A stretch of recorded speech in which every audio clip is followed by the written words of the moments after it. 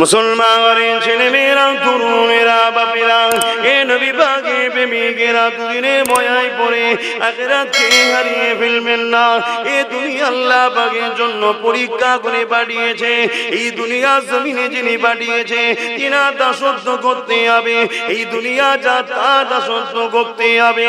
সেই দাসত্বটা কি জানাবার জন্য তিনি যুগে যুগে নবী রাসূল পাঠিয়েছে। এই মাসে পাঠিয়েছে আখেরি নবী নূরে মুজাসসাম মুহাম্মদ আরবি সাল্লাল্লাহু আলাইহি ওয়াসাল্লাম। তিনার সংসারের কথা তো বললাম। এ যুবকেরা, এবারে তিনার কন্যার একটু কথা বলি। আল্লাহ নবী আমল করে একজন সাথে মেহমানকে নিয়ে আল্লাহ নবীর বেটি ফাতেমা ঘরে যেতে লেগেছে। ফাতেমাটা কে? ফাতেমা যে কিনা হাসান হোসেনের আম্মা যান। ফাতেমাটা কে? ফাতেমা যে কিনা শেরে আলীর স্ত্রী। ফাতেমাটা কে? ফাতেমা আল্লাহ নবীর কলিজার টুকরি। এই ফাতেমা মর্যাদা কতটা! কাল মাশরের দিনেতে আল্লাহর পক্ষ থেকে আওয়াজ আসতে লাগবে, হে আহলে মাশর, হে ময়দান মাশরে যারা দাঁড়িয়ে আছো, সবাইকে উদ্দেশ্য করে বলা হবে, তোমরা তোমাদের মাথাগুলোকে হেঁট করে নাও, কেননা আমার ফাতেমা জান্নাতে যাবে। সমস্ত মানুষেরা ময়দানে মাশরে মাথাটা হেঁট করে নেবে। এমন করে জান্নাতি চাদর ঢাকা দিয়ে 70,000 আগে 70,000 পিছনে ফেরেশতা তাকবীর দিয়ে সম্মানের সঙ্গে এই ফাতেমাকে জান্নাতে নিয়ে যাবে।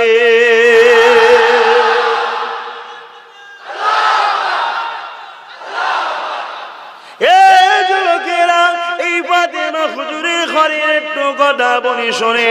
আল্লাহ পেয়েছে এত সহজে নয়, এত মর্যাদা এমনি পাইনে গো। কারবালার জমিনে তো বাচ্চাকে শহীদ তো করিয়ে দিল। আসলে এই বিষয়ে আজকে আলোচনা করছি না। আমি যে বিষয়টা বলতে চাইছি, হযরতে বেটি ফাতেমা হুজুরের ঘরে আল্লাহ নবী তাশরীফ নিয়ে গেলে সঙ্গে একজন সাথী ছিলেন যে কিনা বড় ক্ষুধার্ত মানুষ ছিলেন। আল্লাহ নবীও ক্ষুধার্ত ছিল। 3 দিন নবী আমার নিজের পেটে পাথর বেঁধে রেখে দিয়েছিল। এ নবীর গোলামেরা, এ নবীর উম্মতেরা, এ আমার নেতার মাননেওয়ালারা, মুখে শুধু দাবি করলে হবে না, আল্লাহ অন্তরটা দেখে নেবে। কে অন্তর থেকে নবীকে মানে, কে মুখে মানে। হযরতে ফাতেমা ঘরে রাসূল চলে গেলে রাসূল গিয়ে বলতে লেগেছে, ফাতেমা রে, ঘরে কি তোমার কিছু খাবার আছে? এ ফাতেমা, তোমার আব্বা জান 3 দিন খায়নি। আমার আল্লাহ যে হালে রেখেছে কোটি কোটি শুকরিয়া, কিন্তু আমার সাথে একজন মানুষ রয়েছে যে বড় ক্ষুধার্ত মানুষ, 2 দিন খায়নি। এ ফাতেমা, তোমার ঘরে কি কিছু খাবার আছে? হযরতে ফাতেমা বলেছিলেন, ইয়া রাসূলুল্লাহ, হাবিবাল্লাহ, হুজুর আপনি একটু অপেক্ষা করুন, আপনার খাবারের ব্যবস্থাটা করে দিই। হযরতে ফাতেমা ঘরের মধ্যে গেলে নামাজের মুসাল্লাটা নিলে, মুসাল্লাখানা বিছিয়ে দিলে, মুসাল্লাখানা বিছিয়ে দিয়ে দূরে গান নামাজ আদায় করলে, নামাজ শেষে হাত তুলতে লাগলে, চোখ দিয়ে পানি ছেড়ে দিতে লাগলে। ও আমার আল্লাহ পাক, আপনি আমাকে 3 দিন খাওয়াননি। আমি ফাতেমা আপনার উপরে কোনো অভিযোগ নাই, আমি আপনার উপরে কোনো নারাজ নয়। আমার হাসান হোসেন 3 দিন খায়নি। আল্লাহ আপনার উপরে কোনো নারাজি নাই, আপনার উপরে কোনো অখুশি নয়। আল্লাহ পাক শেরে আলী 3 দিন খায়নি, আজ জন্য আপনার উপরে কোনো নারাজি নাই। যে হালে রেখেছেন আলহামদুলিল্লাহ, আপনার সৃষ্টিকে যে হালে রেখেছেন কোটি কোটি শুকরিয়া। তবে আল্লাহ আমার দরবারে এমন একজন মেহমান এসেছে, যদি সে আজকে ফিরে চলে যা খালি হাতে, যদি সে জানতে পেরে যায় ফাতেমার অবস্থা, তাহলে মনে বড় দুঃখ পেয়ে যাবে। আমার আল্লাহ এই খাবারের ব্যবস্থা করে দেয়। আমার আল্লাহ রহমতের দুনিয়ার জোশ মেরে দিলে, এ জিবরাইল জলদি করে দুনিয়া জমিনে চলে যা, আমার হাবিবের জন্য ফাতেমা তুমি ছেড়ে। ফাতেমা দোয়া ফিরিয়ে দিতে পারলাম না। জান্নাতি খানচা নিয়ে, জান্নাতি খাবার নিয়ে হযরতে জিবরাইল চলে আসে, ফাতেমার কাছে হাজির করে দিলে। হযরতে ফাতেমা খানচা শুনে আমার রাসূলুল্লাহর খিদমতে দিয়ে দিলে। আল্লাহ নবী খেতে যাবে, খাবারটাকে নিয়ে নবী চিনতে পেরে গেলে, কেন তামাম কায়নাত তৈরি করে আল্লাহ আমার নবীর নূর মুবারক থেকে, জান্নাত তৈরি হয়েছে নবীর নূরের অংশ থেকে। জান্নাতি খাবার নবী চিনবে না, হতে পারে না। তাই নবী খাবার থেকে বুঝতে পেরে গেছে, তাই নবী আমার খাবারটা নিয়ে ভেতরে এসেছে। এ ফাতেমা রে, এই খাবারটা তুমি কোথায় পেলে? হযরতে ফাতেমা ধরা খেয়ে গেল, কথা কান লুকাতে পারলো না। আব্বাজান কথা চাপতে চেয়েছিলাম, আমারও 3 দিন খাওয়া হয়নি, হাসান হোসেনও 3 দিন খাওয়া হয়নি, সেরে আলীরও 3 দিন খাওয়া হয়নি। আব্বা তথাপি আল্লাহর উপরে আমরা রাজি আছি, কিন্তু আপনার মেহমানদারি করার জন্য আমার কাছে তেমন কিছু ছিল না। তাই আমি দোয়া চেয়েছি, আল্লাহ জান্নাতি খানা হাজির করে দিয়েছে।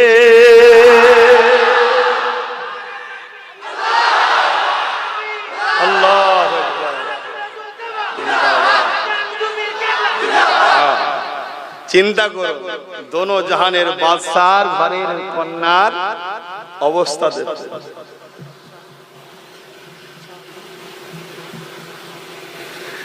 তাদের পরিবারের অবস্থা দেখুন, আর আজকে আমরা কি করছি। যদি কারো সংসারে অভাব হয়, মানেন তো নাকি? ভাই বলে ছেলে বলে কারো সংসারে অভাব হয়, বিশ্বাস করুন 41 দিন তাহাজ্জুদে নামাজ পড়ে, দরুদে ওজিফা করে, 100 বার কম করে দরুদ পড়ে আল্লাহর কাছে হাত তুলে বলুন, আল্লাহ আমার সংসারে বড় অভাব, আমার প্রয়োজন। আমার আল্লাহ আপনার 1000টা রুজির দরজা খুলে দেবে। জোরে বলুন সুবহানাল্লাহ। আপনি যাচ্ছেন কোথায়? দুনিয়া আপনাকে নানা রকম দিক দিয়ে ষড়যন্ত্র করছে। মহিলা সমিতির লোনের সিস্টেম বেরিয়েছে, মহিলা ছাড়া লোন দেওয়া হবে না। এটা একটা পরিকল্পনা, আমাদের পর্দানিশীরা মা গুলোকে বাইরে বার করা, ফর্ম ফিল আপ করার জন্য পরপুরুষের পাশে বসানোর একটা ষড়যন্ত্র।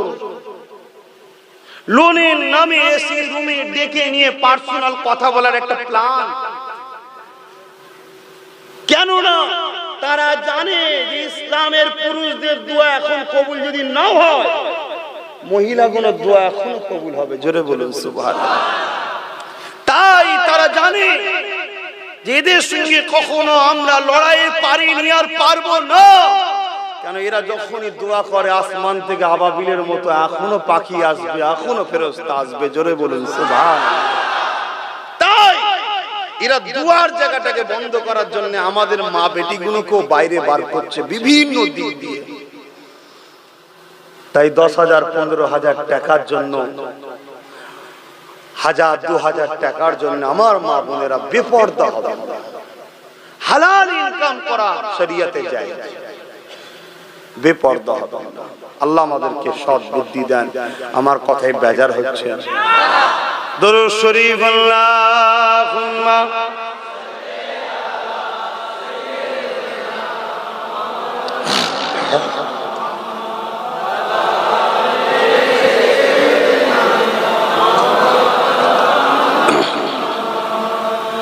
आने वालों ये तो बताओ शहर मदीना कैसा है।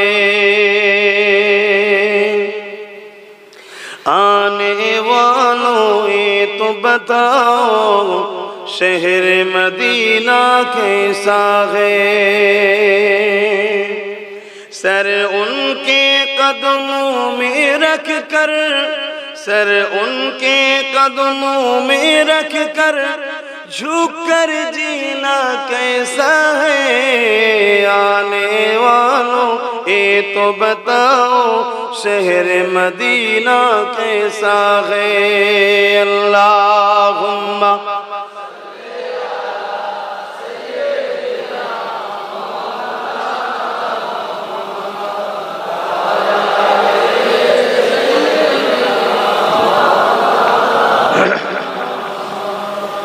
আমার বাপ ভাইরা, দুনিয়া একেবারে শেষের দিকে।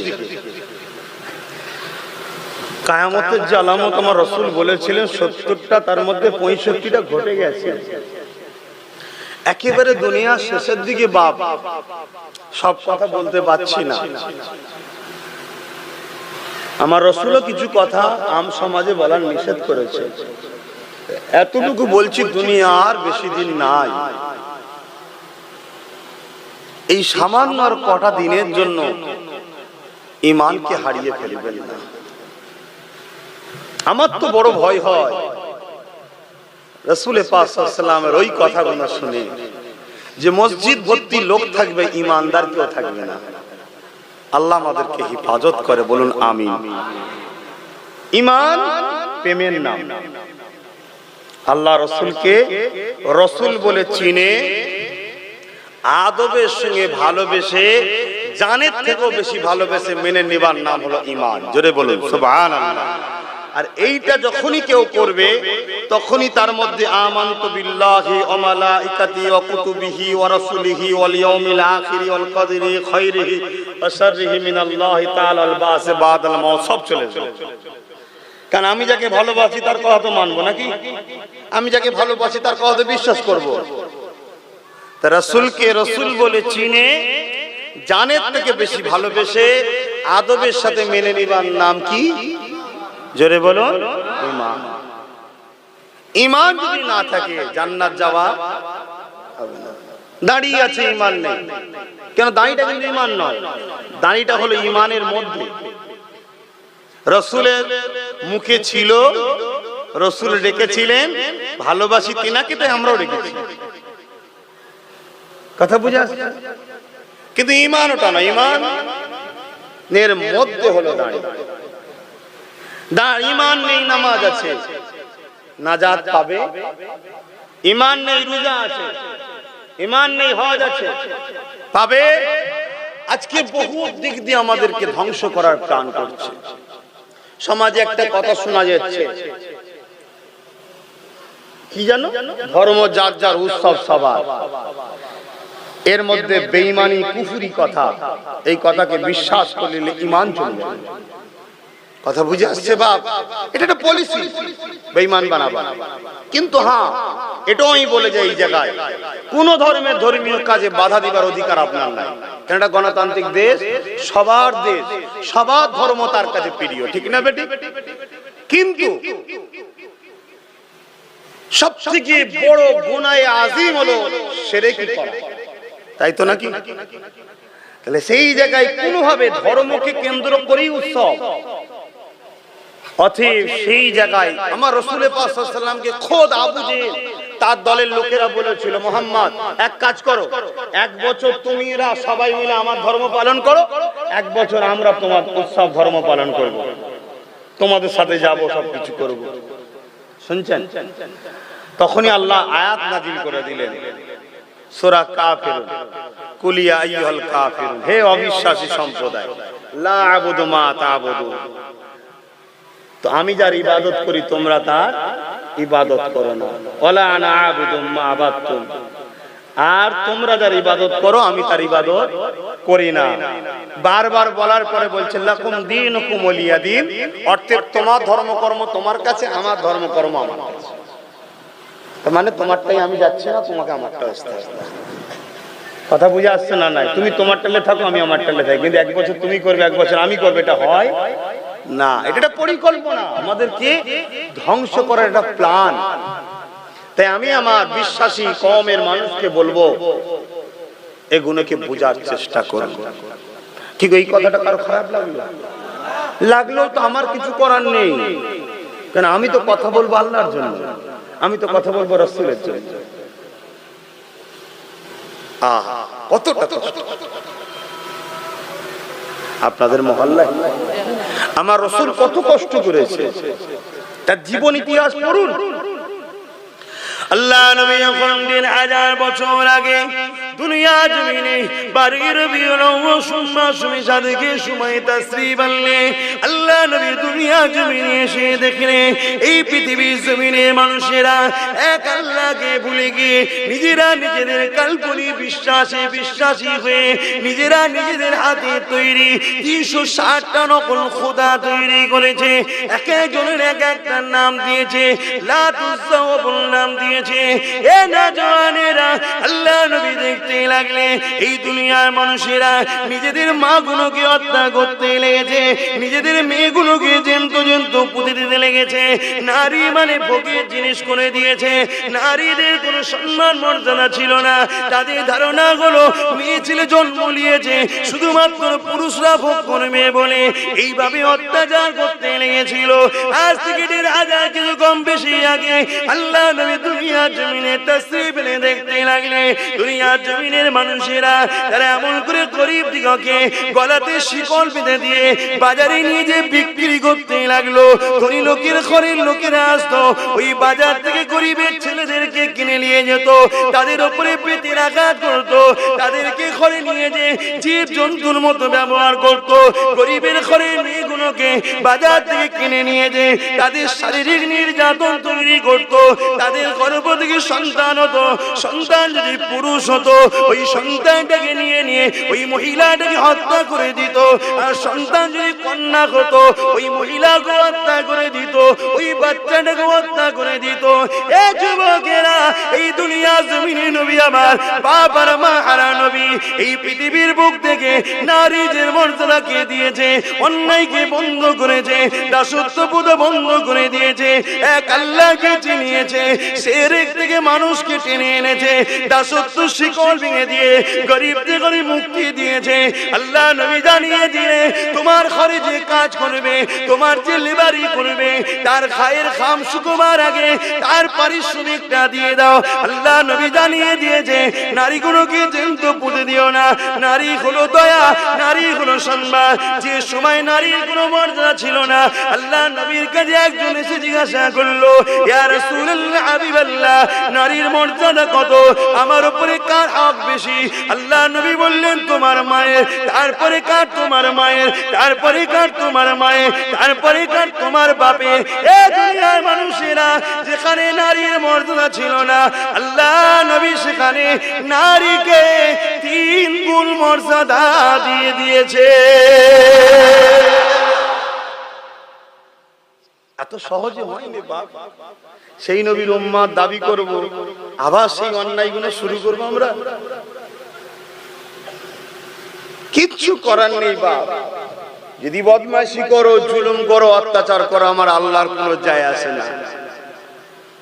দুনিয়ায় যত পাপ বাড়বে, অন্যায় বাড়বে, বেশরিয়াতি কাজ বাড়বে, শিরক বাড়বে, আল্লাহর পক্ষ থেকে একটা করে আসবে ভাইরাস, মহামারী, বিমার, ঝড় ঝাপটা, তুফান। এই তো আস্তে আস্তে দেখছিলাম সবটাই ডুবে ডুবে আছে। কি অবস্থা! আল্লাহ হিফাজত করেন, সবার রুজিতে দুবেলা পেট ভরে খাবার ব্যবস্থা করে দেন, বলুন আমিন। দুজন সমাজে পাপ করে আর ভুগতে সবাই কি হয়? যদি বলেন কেন? ওই দুজন যে পাপ করে তাকে আমরা রুখি না।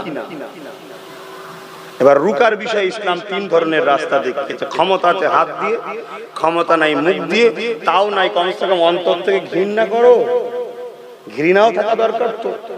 কিন্তু আমরা দেখা যাচ্ছে কি, যে পাপ করছে তাকেই কাঁধে করলে ঘুরছে। তাহলে আল্লাহ ছেড়ে দেবে? আজকে এই জমিনে মসজিদ বেউজ্জতি হচ্ছে, মাদ্রাসা বেউজ্জতি হচ্ছে, কোরআন বেউজ্জতি হচ্ছে, ইসলাম বেউজ্জতি হচ্ছে, রাসূল বেউজ্জতি হচ্ছে। একদল সন্ত্রাসরা কন্টিনিউ লেগে আছে। আবার ঘুরিয়ে ফিরিয়ে আমরা দেখা যাচ্ছে সেই সকল সন্ত্রাসদের পিছনে আবার হই হই করে বেড়াচ্ছি। আল্লাহ ছেড়ে দেবে? আমাদেরকে ভাবতে হবে না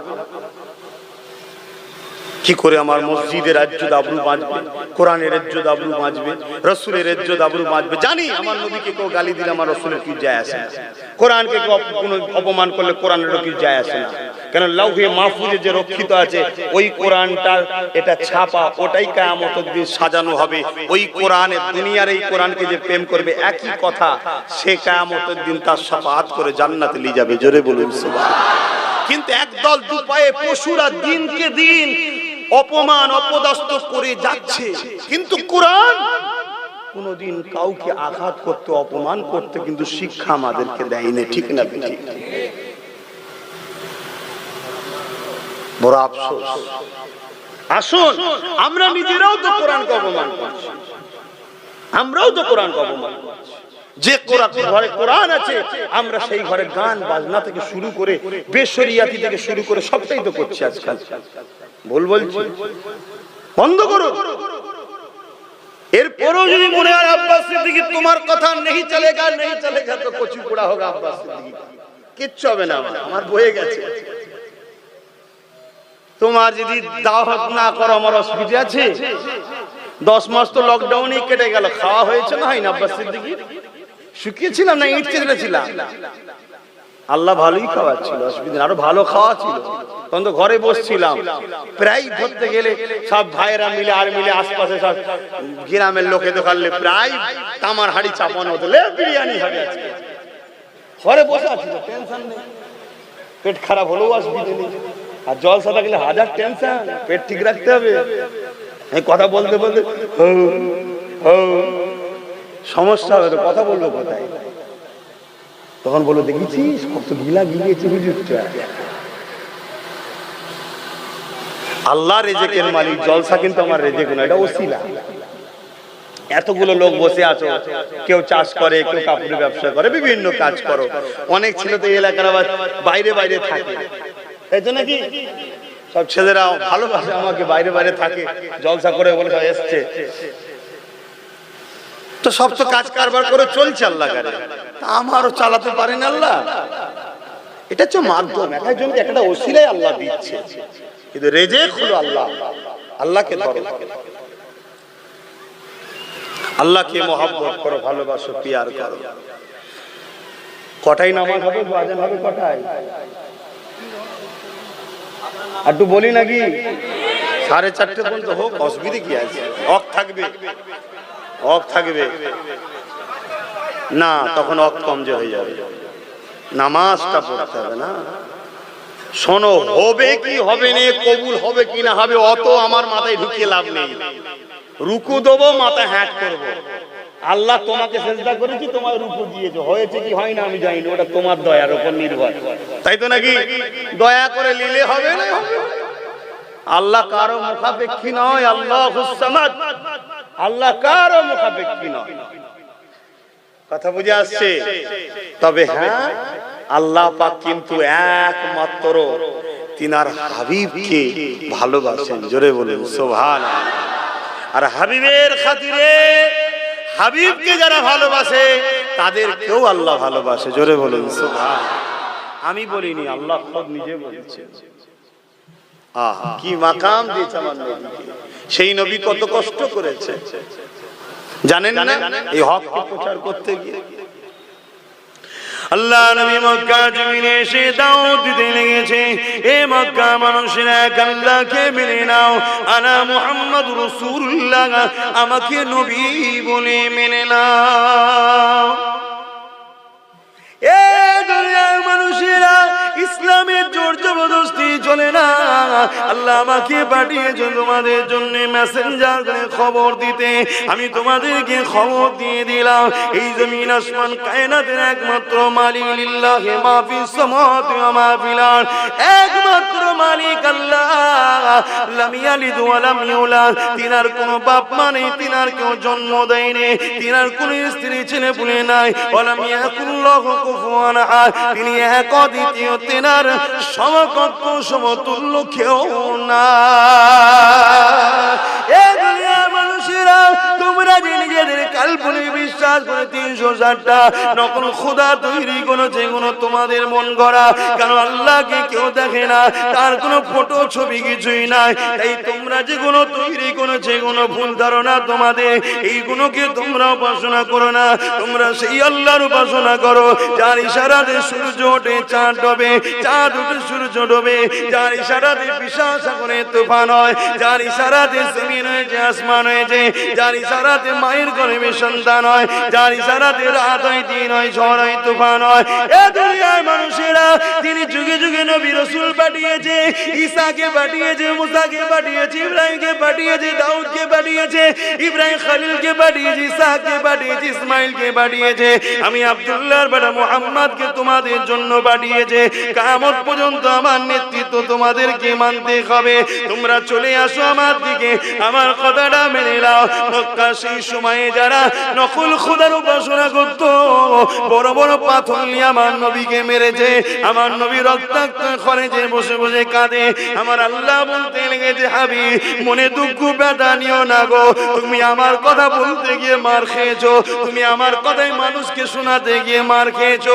আমার হাবিব তামাম পৃথিবীর মানুষ যদি আমি আল্লাহ আমাকে না মানে এতে আমার কোনো ক্ষতি নাই, তামাম পৃথিবীর মানুষ যদি আমাকে না ডাকে এতে আমারও কোনো ক্ষতি নাই। হাবিব তুমি কি আমাকে মানো? আমার নবী সাদা আগুন তুলে বলতে লেগেছে, আশহাদু আল্লা ইলাহা ইল্লাল্লাহ, আল্লাহ আমি সাক্ষী দিচ্ছি আপনি একমাত্র মালিক।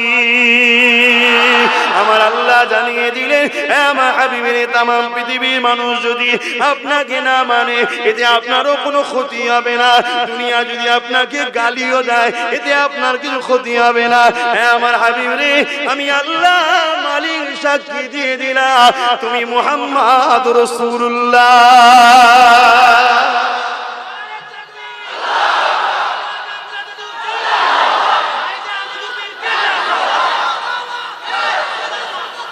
জিন্দাবাদ।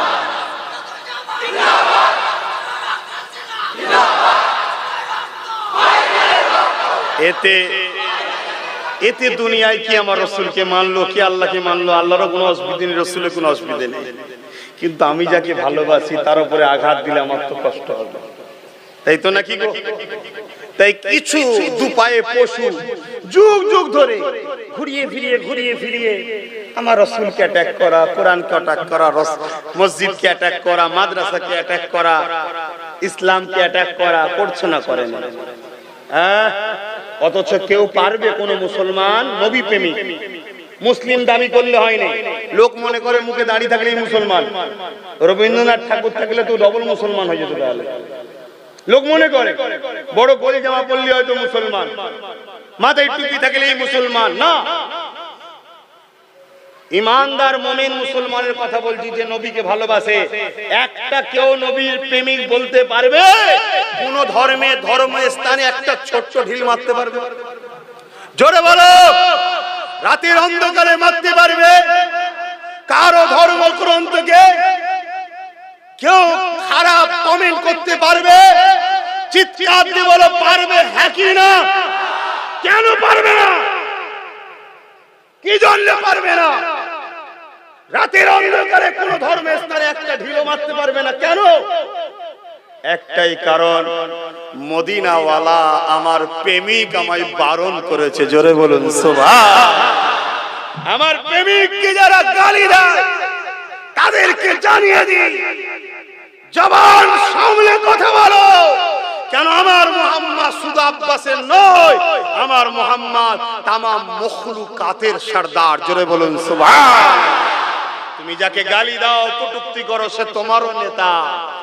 মূর্খ হয়ে, দুপায়ে পশু হয়ে তুমি নিজের নেতাকে নিজেই গালি দিয়ে ফেলছো। আর আমার নেতা আমাদেরকে শিখিয়েছে, আমরা তিনাকে মেনে নিয়েছি বলি আমরা কখনো কোন ধর্মগ্রন্থ, কোন ধর্মকে, কোন ধর্মগ্রন্থকে, কোন ধর্মের স্থানকে আমরা চোখের আড়ালে কারো থুতুও ফেলতে পারবো না, ঢিলাও ছুঁতে পারবো না। কেননা আমার আল্লাহ সব দেখতে পায়। জোরে বলুন সুবহান। কিন্তু দুঃখের বিষয়, একদল দুপায়ে পশু তারা বারবার এইভাবে অত্যাচার করছে। করে না? করে না? ধিক্কার। আল্লাহ আমাদের ঘরে সেই সকল দুপায়ে পশু থেকে হেফাজত করেন, বলুন আমিন। সেই সকল অভদ্র মানুষ থেকে আমার বাংলা, আমার দেশ এবং বিশ্বকে হেফাজত করে, বলুন আমিন। কেননা এরা একটা বিজনেস করছে, বিজনেস। সেই বিজনেসটা হলো ফিতনা হলে তাদের লাভ। তাই আমরা আমাদের ভালোবাসার মানুষকে আঘাত করে। কিছু মানুষ আছে আবার সব ধর্মের মধ্যেই আছে, তারা ধর্মের নামে ব্যবসা করে, ধর্মীয় ব্যবসায়ী, ধর্মের নামে ভণ্ডমি, দোকানদার। তাই কিছু লোক মনে করে, বিশেষ করে এটা পশ্চিমা দুনিয়ায় যেভাবে মানুষ ইসলামের দিকে দ্রুত আসছে, নবীর দিকে, তারা মনে করে হয়তো আমাদের দোকানের খদ্দের চলে যাচ্ছে। তাই তারা বিভিন্ন কায়দায় ইসলামের নামে বিভিন্ন ফিল্ম তৈরি করা আর করা, কার্টুন করা করে মানুষকে খেপিয়ে দিয়ে মিডিয়ার সামনে ইসলামকে খারাপ করার একটা প্ল্যান তৈরি করছে। এবারে আমরা যারা ভালোবাসি অনেক সময় রাগের মাথায় ছোট বড় কথা বলে ফেলি। যেমন সেদিন একটা কথা আমি বলে ফেলেছিলাম রাগের মাথায়, কিন্তু কোন ধর্মের লোককে বলেছি এ কথা বলে, কোন ব্যক্তিকে বলেছি? যারা সন্ত্রাসী করবে, যারা সমাজে ফিতনা ছড়াবে, তাদের উপযুক্ত শাস্তি হওয়া দরকার। সেই শাস্তিটা আমি নিজের মুখে বা নিজের হাতে কথা বলাটা গণতান্ত্রিক দেশে শোভা পাই না, কিন্তু সেইটাকে কেটে নিয়ে একদল লোক নিজের গায়ে পেতে নিয়ে সমাজের মধ্যে একটা কিন্তু পায়ের উপরে পা দিয়ে বাংলার মাটিকে একটা গরম করতে চাইছে। কথা বুঝে আসছে না? তারা বাংলায় দীর্ঘদিন দাঁত গলাতে চেয়েছিল, পারেনি, আর ইনশাআল্লাহ পারবেও না। ঠিক না বেঠিক? তারা যতই ষড়যন্ত্র করুক, আমরা রাসূলের আদর্শে আদর্শিত হয়েছি। আমার রাসূল কখনো কখনো নির্দোষের উপরে জুলুম করার ইজাজত দিয়েছে? জোরে বলুন, দিয়েছে? যদি অন্য ধর্মের হোক, সে যদি নির্দোষ হয়, তার উপরে জুলুম করার কোন অধিকার আছে? তাই আমরা সর্বসময় তারা যতই চেষ্টা করো, আমরা বড় ঠান্ডা মাথায় মস্তিষ্কের সাথে চলার স্বপ্ন নেব, চেষ্টা করব ইনশাআল্লাহ বলব। কিন্তু জানি ভালোবাসি, অনেক সময় কষ্ট হয়ে যে অনেকে বলে ফেলে। কিন্তু আব্বাস সিদ্দিকীর কোনো বক্তব্য, কোনো ভিডিও, কোনো সম্প্রদায়, কোনো ব্যক্তি, কোনো নির্দোষ মানুষের বিষয়ে কোনো রকম আমার কোনোদিন কটূক্তি একটা বার করতে পারবেন না ইনশাআল্লাহ বলে যাচ্ছে। কিন্তু কেউ যদি কেটে নিয়ে ছোট ছোট করে ছাড়ে, এডিট করে ছাড়ে, আগে পিছু করে ছাড়ে, বিভ্রান্তি হতে পারে। তাই কারো কথা শুনে, কারো শুনে সমালোচনা করবে না। অনেকে গরম করার জন্য আমাকেও আবার ছোট বড় গালিগালাজ দিচ্ছে, যাতে করে আমার ভালোবাসার মানুষগুলো গরম হয়। খবরদার গরম হবেন না। কেননা তৎকালীন সময় দুপায়ে পশু আবু জেল, উতবা, সাইবা, ওরাও আমার নেতাকে গালি দিয়েছিল। আর সেই নেতার কাজ করতে গিয়ে নবীর গোলামকে যদি গাল খেতে হয়, অসুবিধে কিছু নাই। এই অসুবিধা আছে? সবর করো, ধৈর্য ধরো। তবে হ্যাঁ, ধৈর্যের নাম, সবরের নাম ঘরে গিয়ে কেতা মুড়ি দিয়ে উম করে কাঁদা নয়। কথা বুঝে আসছে না? সন্ত্রাস যারা, সেই সন্ত্রাসগুলোকে মানুষকে চিনানোটা দরকার আছে। ঠিক না বেঠিক? এটা কিন্তু দায়িত্ব সবার, যে সন্ত্রাস কারা, ফিতনা কারা সরাতে চাইছে। একটা মানুষ 1.5 ঘন্টা 2 ঘন্টা কথা বলে, সেটাকে যদি কেউ 2 মিনিট 3 সেকেন্ড 30 সেকেন্ড 1 মিনিট করে ছাড়ে, বিভ্রান্তি হবে না? আরে কখনো কোন ধর্মের মানুষের উপরে আঘাত দেওয়া চলবে না।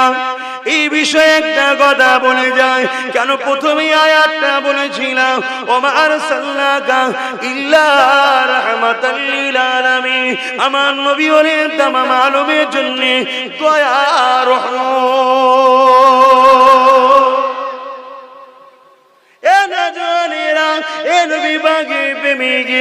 আল্লাহ নবী একদিন রাস্তা দিয়ে যেতেছে, নবী আমার এমন সময় দেখতে পান, ওই রাস্তার ধারে ধুলোবালি মাখা জায়গাতে একটা মহিলা বসে আছে, কমজোরি, দুর্বল, বুড়ি মহিলা বসে আছে। এ নবীর গোলামরা মন দিয়ে শোনো, নবীকে শুধু মানি বললে হবে না, নিজের কাজ কাম চলাফেরা আদর্শে নবীর আদর্শ যেন দেখা যায়। তবেই তো তুমি নবীর প্রকৃত প্রেমী, তবেই তো তোমার জন্য জান্নাত অপেক্ষা করবে, তবেই তো তোমার জন্য হুরিরা ইন্তজারে থাকবে, তবেই তো আল্লাহর রহমত তুমি পাবে। নবী আমার রাস্তা দিয়ে যেতে লেগেছে, আল্লাহ নবী দেখতে লেগেছে একটা বুড়ি বসে আছে, যে বুড়িটা ধুলো বালি জায়গায় এমন করে বসে রয়েছে, বড় দুর্বল বয়স্ক মহিলা। আল্লাহ নবী দেখতে লেগেছে রাস্তা দিয়ে অনেক মানুষ যেতে লেগেছে, ওই মহিলাটি কেউ তাকায় না, কেউ খোঁজও নিতে যায় না, একবার করে দেখে মুখ ঘুরিয়ে না। আল্লাহ নবী আস্তে আস্তে আগিয়ে গেল, নবী আমার মহিলার কাছে বসলো, মা বলে সম্বোধন করলো। মহিলা বড় দুর্বল, কমজোর বয়স্ক, আমার নবীর দিকে চোখ তুলে তাকালো। আল্লাহ নবীকে দেখে বলতেই লাগলো, কে রে বাবা, এত সুন্দর তোকে দেখতে বাবা, কি খবর বললে বাবা? আল্লাহ নবী বলেছিলেন, মা এই ধুলোবালি জায়গাতে কেন বসে আছেন মা? ওই মহিলা আমার নবীর দিকে তাকিয়ে বলল, কোথায় বাড়ি তোর বাবা, কি নাম তোর বাবা? বাবা, আমার খোঁজ নিতে এসেছি বাবা। আল্লাহ নবী বলেছিলেন, মা আমাকে একটা নিজের ছেলে মনে করতে পারে। যে মহিলাটার কথা বলছি, ওই মহিলার গলায় 3টে মূর্তির ছবি আছে, একটা লাত, একটা উজ্জা আর একটা হবল, 3টে পাথরের ফটো রয়েছে। তাকে রসুল বলছে, মনে করেন মা আমি আপনার একটা ছেলে। শুনছেন? তাহলে তোমাদের পাড়া প্রতিবেশী যে ধর্মেরই হোক, কেউ বিপদে পড়লে পাশে থাকার হুকুম ইসলাম দিয়েছে না দেয়? কিন্তু খবরদার, বারবার বলে যাচ্ছি, তাদের ধর্মীয় কোনো উৎসবে পার্টিসিপেট করতে যাবেন না। কেন? ইসলাম তো বারণ করেছে। দ্বিতীয় নম্বর, দেখা যাবে তোমার আর তাদের বিচখানে থার্ড পার্টি কিছু বদমাইশ এসে মারপিট লাগিয়ে দেবে। কথা বুঝে আসছে না? নয়, এতে কি হবে? দুটো সুন্দর পরিবেশ নষ্ট হয়ে যাবে। কথা মাথায় আছে কি নাকি? না বলছে হুজুর ওইটা বললে হয়, ওখানে ঘুরতে ঘুরতে যেতে হবে না। হ্যাঁ,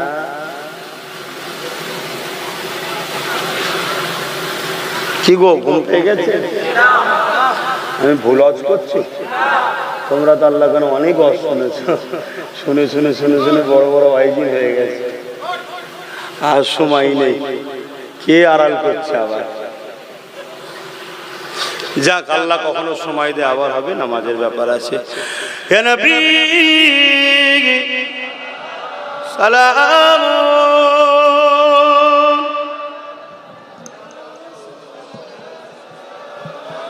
পড়লেস নাই?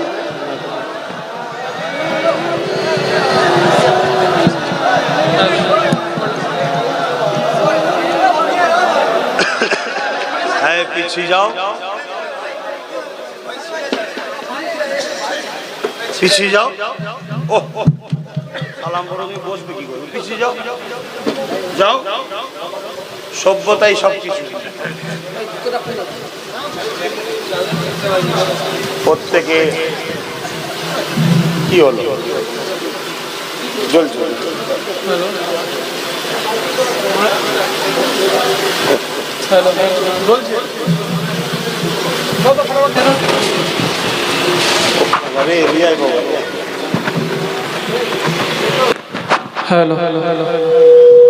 যদি কারো পায়ে জুতো থাকে, জুতো খুলে নেবেন। আদব, আদবে আউলিয়া তৈরি হয়। আর বিয়াদব কি হয়? আবু জেহেল। আবু জেহেল আদব ছিল বলে ওমর ফারুক হয়ে গেল, আর আদব ছিল না বলে আবুল হাকাম আবু জেহেল হয়ে গেল। ভালোবাসেন তো ভাইজানকে? খবরদার, ভালো মানুষ হন। মানুষ মানুষের পাশে দাঁড়াবেন। কোন অমুসলিম ভাই যদি এসে বলে, ভাই আমার বাচ্চার বিবাহ দেবো, কন্যার অর্থ দরকার, তাকে সাহায্য করুন। কারো পরনার কাপড় নেই, শীত বস্ত্র, ঈদ বস্ত্র বা বিভিন্ন কাপড় প্রয়োজন, কারো দিন। সব ধর্মেই গরিব আছে, আল্লাহ আপনাকে দেয়, আপনি দিন। সব থেকে বড় ইসলামে ভালো কাজ হলো গরিবকে খাওয়ানো খাওয়ানো। যে কোনো ধর্মেরই হোক, অমুসলিম হোক, যেই হোক, তাকে খানা খাওয়ানো। কারো ঘর পড়ে গেছে, এই যেমন পানি পানি সব অবস্থা, তেরপোলের দরকার, ঘরের কিছু দরকার, দেন, কোনো অসুবিধা নেই। কিন্তু একটা জায়গা মাথায় রেখে দেবেন, যে জায়গায় আল্লাহ রাসূল অখুশি হয়, আল্লাহ খুশি হয়, সেটা হলো ধর্মীয় কাজে কখনো যাবেন না। কেন? হযরতে ফারুক আজম থেকে রায়াত, ওই সময় আল্লাহর পক্ষ থেকে লানত বর্ষণ হয়। কেন? শিরক হলো সব থেকে বড় কবিরা গুনার কাজ। অনুরোধ করে গেলাম আমার যুবকদের ঘরে, কেন এই দুনিয়ায় একটা থার্ড পার্টি বলে লোক আছে, কি আছে না? না, দেখা যাবে তোমরা হয়তো ভালোভাবেই রয়েছো, টুক করে কিছু একটা অশান্তি করে দেবো, ওই মোল্লারাই সব করেছে, তাহলে কি হবে? পুরো 10টা 20টা 50টা, একটা জেলা, দুটো জেলা, আস্তে আস্তে সব জায়গায় একটা অশান্তি তৈরি হয়ে যাবে। ঠিক না বেটি? খবরদার ভাই আমার, তুমি তোমার ধর্মীয় পালন করো, ধর্মের উৎসবে থাকো, ধর্মীয় কাজ করো, আনন্দ করো, ইসলামের স্টাইলে করো, আর সে তার করো, সে তার করো। কথা বুঝে আসছে? তাদেরও পরিবারের স্ত্রী আছে, মা আছে, বেটি আছে, তারা একটু বেরোবে, তাদের ধর্মীয় কাজে একটু খুশি আনন্দ করে ঘুরবে। সেখানে তোমরা দিদি 50-60 জন 100 জন যে ভিড় করো, তাদেরও একটা বাধা হয়ে দাঁড়াবে। এগুলোকে মাথায় রাখো। এইসব কথাগুলো সমাজে আবিষ্কার করে তথাকথিত কিছু স্বার্থলোভী মানুষ, যারা সমাজে ফিতনা হলে রাজনীতি ভালো হয়, তারাই সব প্রচার করে যে ধর্ম যার যার উৎসব সভা। নাউজুবিল্লাহ বলুন নাউজুবিল্লাহ। এটা শিরক, এটা শিরকি কথা, এর মধ্যে শিরকি কুফরি আছে। এবার যদি বলেন আমরা মশলা বুঝি না, আপনারা মশলা বোঝেন, তাহলে বাবার কিছু বলার নেই। কি গো ইমাম সাহেব, মৌলানা সাহেবরা, এখন কেউ যদি বলে তোমরা মশলা বোঝো নাকি, তাহলে যদি বলেন আর কিছু বলার নেই। কি গো মানেন তো নাকি? যুবকদের বলছি, মানো তো নাকি? খুব সাবধান হও, খুব সাবধান হও। লোভে পাপ, পাপে মৃত্যু। প্রথমে হারাম খাওয়াবে, হারাম খাওয়া অভ্যেস হয়ে গেলে দেখবে আস্তে আস্তে জমি জায়গা সব লিখে নেবে, আস্তে আস্তে দিশে হারা হয়ে যাবে। আব্বাস সিদ্দিকী অনেক বলেছে, অনেক বুঝিয়েছে, ক্যাসেট খুলবেন সব টাইমে টাইমে মিলিয়ে নেবেন, আর বাপ বেশি কিছু বলবো না। যার ভালো লেগেছে চলে এসেছে, দাম থাকে প্রকাশ্য থাকুন, আর নাই দিলে দিলে ভাইজানকে রাখুন। ফলো রাখবেন পীরজাদা এমডি আব্বাস সিদ্দিকী বা পিএবিএস, কি করছি না করছি ঠিক সময় ঠিক জায়গায় ঠিক টাইমে কাজ করে করে করে চলে যাবে। আর যার দম আছে প্রকাশ্য থাকুন। কথা বুঝে আসছে না? না ভয় লাগছে? ভাইজানের সাথে থাকলে জেলে যেতে হবে। ভাইজানের থাকলে এই পাওয়া যাবে না, ওই পাওয়া যাবে না। আরে আমার নবীকে যারা নবী বলে ডেকেছিল, সেই বেলাল হাফসির মুখে রড গরম করে ছ্যাঁকা দিয়েছিল, তথাপিও রসুল ডাকা বন্ধ করেনি। জোরে বলুন সুবহান। আব্বাস সিদ্দিকীর কথা বলতে আসেনি, আব্বাস সিদ্দিকী কথা বলতে এসেছে সেই রসুলের কথা। জোরে বলুন সুবহান। যেদিন আব্বাস সিদ্দিকীর কথা বলবে, সেদিন আব্বাস সিদ্দিকীর কথা তো মানা যাবে না। আমি যা কিছু করি রাসূলের কথা অনুযায়ী। তুমি আমায় বুঝতে ভুল করতে পারো, আমি বললাম তো এ থেকে জেড, শুরু থেকে শেষ সবকিছুই হলো আমার রাসূল আমাদের জন্য মডেল। লাকাদ কানা লাকুম ফি রাসূলিল্লাহি উসওয়াতুন, বলুন সব থেকে উত্তম সুন্দর ভালো মডেল হলো মুহাম্মদ রাসূল। জোরে বলুন সুবহানাল্লাহ। তাই সবকিছু ব্যবসা বাণিজ্য কারবার লেনদেন উঠা বসা মা বাপের সঙ্গে মিল মহব্বত, পাড়া প্রতিবেশীর সঙ্গে মিল মহব্বত, অমুসলিমের সঙ্গে মিল মহব্বত, এমনকি কেউ যদি রাষ্ট্র চালাবার শখ করেন, জেলা চালাবার শখ করেন, রাজনীতি করার শখ করেন, তাও মুহাম্মদ রাসূল থেকে শিখতে হবে, অন্য কারো থেকে নয়। এটা তোমার আমার ধর্মীয় স্বাধীনতা। জোরে বলুন সুবহানাল্লাহ। আমার রাসূলের জীবনে মদিনা শরীফের জিন্দেগি রাষ্ট্র কায়েম করেছিলেন।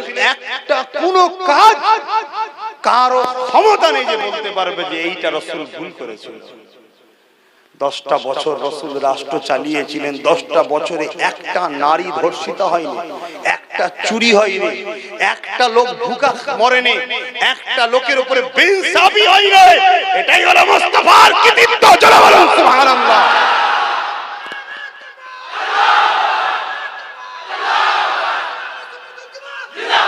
পৃথিবীর সবকিছু উত্তম মডেলটা হলো মুহাম্মদ রাসূল। জোরে বলুন সুবহানাল্লাহ। হয়তো কেউ ভাবতে পারেন আব্বাস সিদ্দিকী তুমি তো বলবেই, কেন তুমি তো মানো না। আমি বলছি না, আমি তো ফজকে আজকে সবে পড়ছি, আমি তো ছাত্র।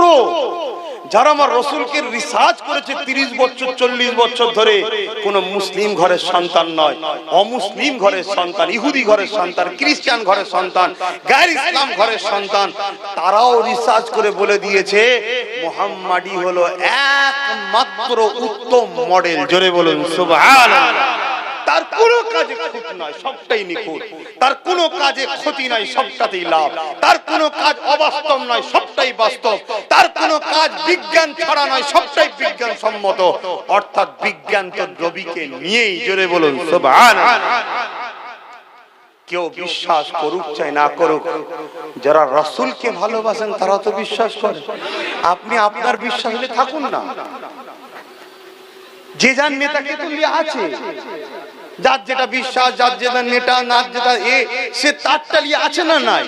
তা আপনি আপনার কালচার, আপনার রীতি, আপনার নীতি, আপনার ধর্ম, আপনার স্টাইল, আপনার বাস্তবতা, আপনি আপনারটা নিয়ে থাকুন না।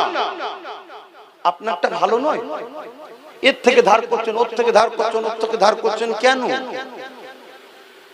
আপনি নিজের মধ্যে দেখুন তো। আপনার তো সবকিছু সকাল সন্ধ্যা উঠা বসা দুনিয়া থেকে নিয়ে কবর পর্যন্ত সবটাই তো রাসূলকে অনুসরণ করে চলা দরকার। আপনার যখন কোনো সামনে কিছু আসবে, আপনার তো প্রথম ভাবা দরকার এই বিষয়ে আমার নবীর কি কথা আছে দেখি। যখন নেই তখন অন্য জায়গায় যাবেন। আর আল্লাহর কসম বলছি, জমিন আসমানের নিচে, জমিনের উপরে আসমানের নিচে এমন কোন সমস্যা নেই যার সমাধান আমার রাসূলের মধ্যে নাই। জোরে বলুন সুবহানাল্লাহ। আল্লাহ শুকর করে বলছি, অহংকার শুকরে আদায় করে বলছি।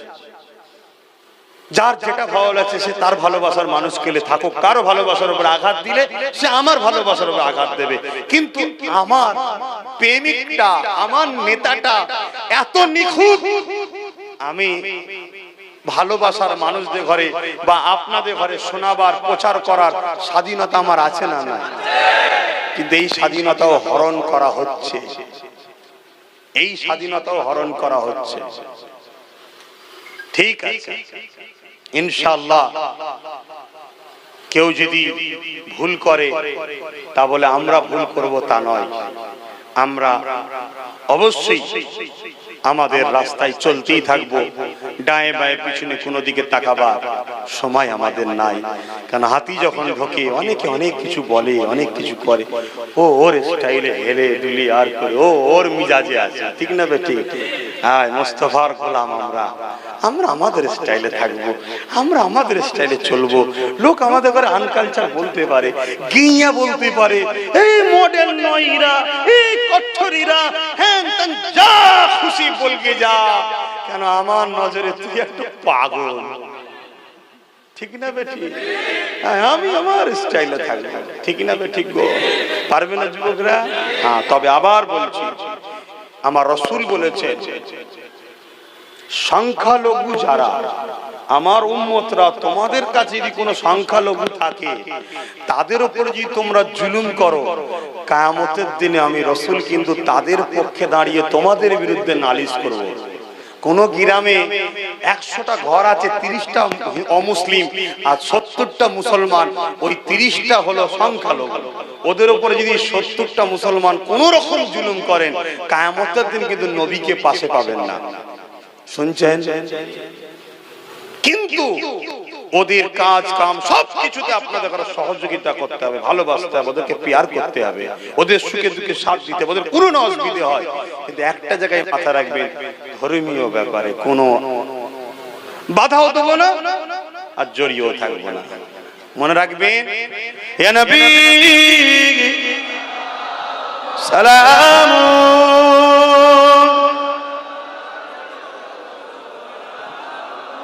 ইয়া রাসূল, ইয়া হাবিব,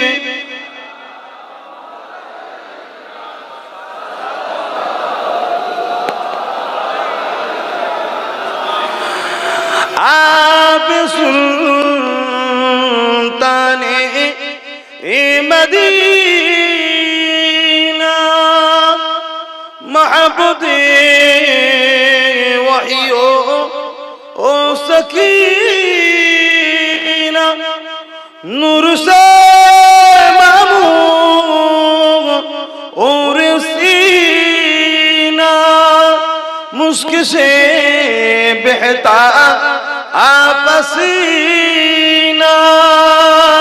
नबी सलाम,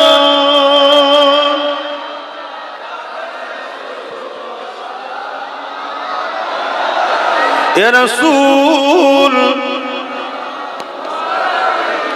या हबीब।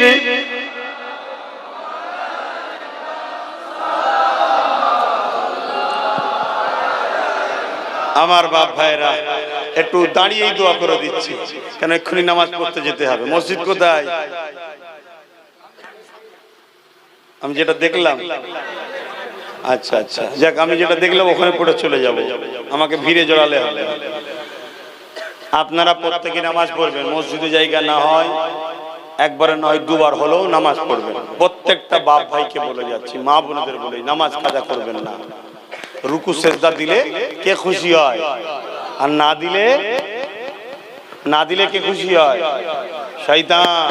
শয়তানকে খুশি করবেন, প্রত্যেকে রুকু সেজদা দেবেন। আল্লাহুম্মা আমিন। এই জলসা শেষ না এখনো হবে? কে আছে?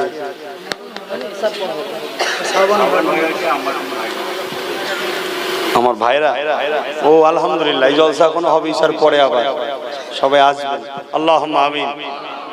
আয় আল্লাহ, হাবিবের খাতে রহমত করে দয়া করে আমি গুনাহগারকে যা কিছু বলালেন বললাম, আপনার জন্য বলেছি, আপনার হাবিবের জন্য বলেছি। কে খুশি কে অখুশি জানি না। আপনি খুশি হলে আল্লাহ আমি কামিয়াবি, আপনার রসুল খুশি হলে আমি কামিয়াবি। আর যদি আপনি আপনার রসুল নারাজ হয়ে যান, বেকার হয়ে যাবে। আল্লাহ ভিক্ষা চাইছি, আমার এই আলোচনাকে আপনি কবুল করেন, আমাদের এই আশাকে কবুল করেন, আমাদের বসাকে কবুল করেন, আমাদের দানকে কবুল করেন, এই মাহফিলকে কবুল করেন। আয় আল্লাহ, তাম বিশ্বের বুকে শান্তি দেন, প্রত্যেকটা মানবতা প্রেমিক মানুষকে মিলেমিশে থাকার তৌফিক দেন। সন্ত্রাসী যারা করছে, সমাজের মধ্যে ফিতনা যারা লাগাচ্ছে, আল্লাহ ওই সন্ত্রাস মুক্ত আমার বাংলা, আমার ভারত বানিয়ে দিন, ওই সন্ত্রাস মুক্ত পৃথিবী বানিয়ে দিন। হে আল্লাহ, হাবিবের খাতে রহমত করে দয়া করে আমার রাসূলের আগমনের মাসে আমাদের জীবনের গুনাহকে আপনি মাফ করে দিন। এই যুবক গুণকে সব নামাজি, রোজাদার, মুত্তাকি আমাদের মা বাবা ভাই বোনেদেরকে বানিয়ে দিন আল্লাহ। আমাদের রুজিতে বরকত দিন আল্লাহ। হে আল্লাহ, পানি হয়েছে, বন্যা হয়েছে, ডুবে গেছে, চাষবাস সব শেষ।